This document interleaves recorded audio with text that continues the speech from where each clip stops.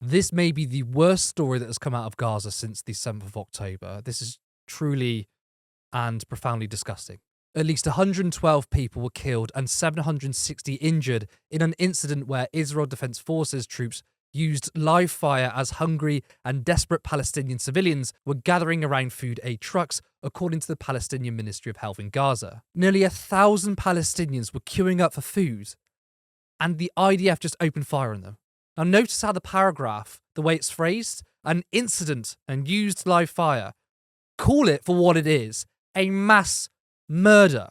If someone takes out a gun and just fires on a load of people, it takes 4 deaths for it to be considered a mass killing. Try 112 people.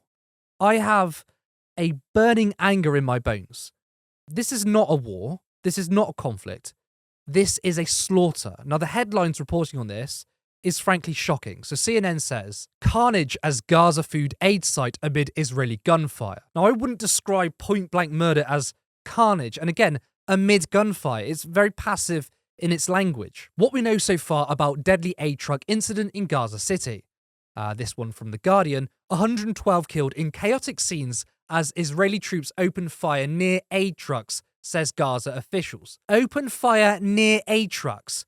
What is that framing? And the thing is, though, on that particular article, you only have to scroll to the first paragraph, and the first line says this: more than 100 Palestinians were killed in the early hours of Thursday morning, Gaza health officials said. Do you really think the headline accurately reflects the story? Absolutely not. Now, this wording is probably the most horrendous way of reporting the genocide out of the whole thing since the 7th of October. And again, it's from The Guardian. You know, it's some liberal paper, not some extreme right-wing media outlet. Biden says Gaza food aid-related deaths complicate ceasefire talks. Food aid-related death?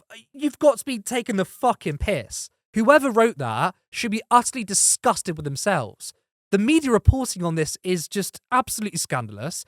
It's the type of reporting which shows not only are the media complicit in the genocide, but to me, it seems like they actively support it. And of course, Israel has a contradicting narrative on this, but if you have some sense about you, you'll know not to trust them. And this is what they said. Israel's military denied shooting into large crowds of hungry people and said most were killed in a crush or run over by trucks trying to escape. Soldiers only fired at a small group that moved away from the trucks and threatened a checkpoint, a spokesperson said. You do realise this doesn't make it sound any better, but Israel is just so unbelievably evil that they are completely tone deaf and they think that this statement is fine.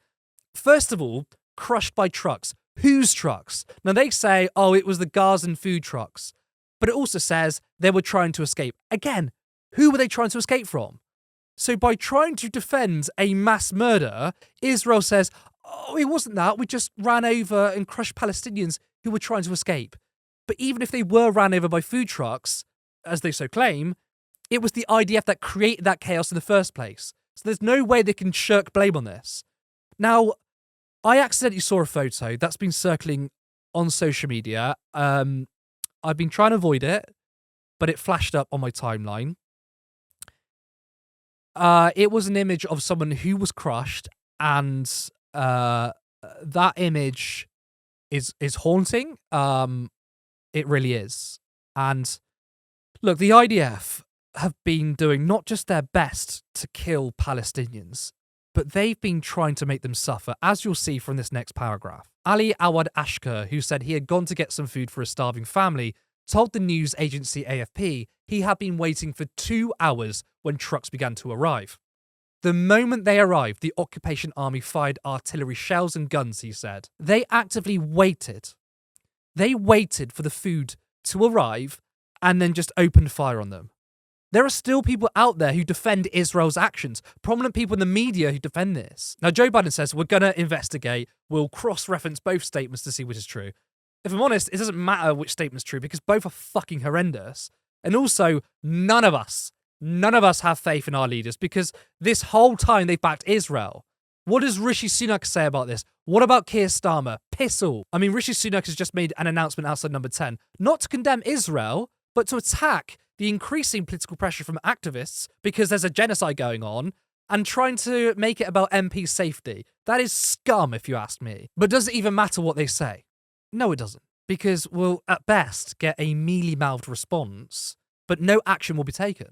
Now, Elon Levy, an Israeli spokesperson who simply can't keep his mouth shut on Twitter, one of the biggest apologists for genocide, has been accusing anyone of reporting the story of using an anti-Semitic trope of blood libel. This is a response to Owen Jones. Blood libel. Those poor people were killed when they were crushed in a stampede and in some cases run over by the Gazan truck drivers as they tried to get out. But go ahead, blame Israel. I'm sorry, but what a disgusting thing to say. Accusing Owen Jones and others who are reporting on the disgusting crimes committed by Israel and trying to twist it into an anti-Semitic trope. People who do this, like Levy has just done, are actively making Jews feel less safe. Israel is actively making Jews feel less safe. Jews are understandably scared. We've seen a rise in anti-Semitism. We've also seen a rise in Islamophobia, which has increased even more, yet the media doesn't give the same amount of parity to anti-Muslim hatred. But a lot of that fear are from Zionists themselves. For months, we've heard things from extreme pro-Israel people that Jews are not safe anywhere, they can't leave the house, there are no-go zones for Jews. All those hundreds of thousands of people marching for a ceasefire, oh, well, no, they're actually all anti-Semitic terrorists.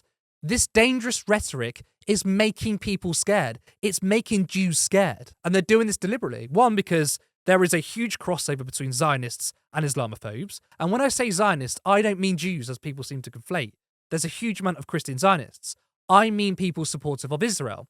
And the second reason is to encourage all Jews around the world to move to Israel. Israel has always pushed this idea that Jews are facing an existential threat and can only be safe if they move to Israel, which is a load of crap.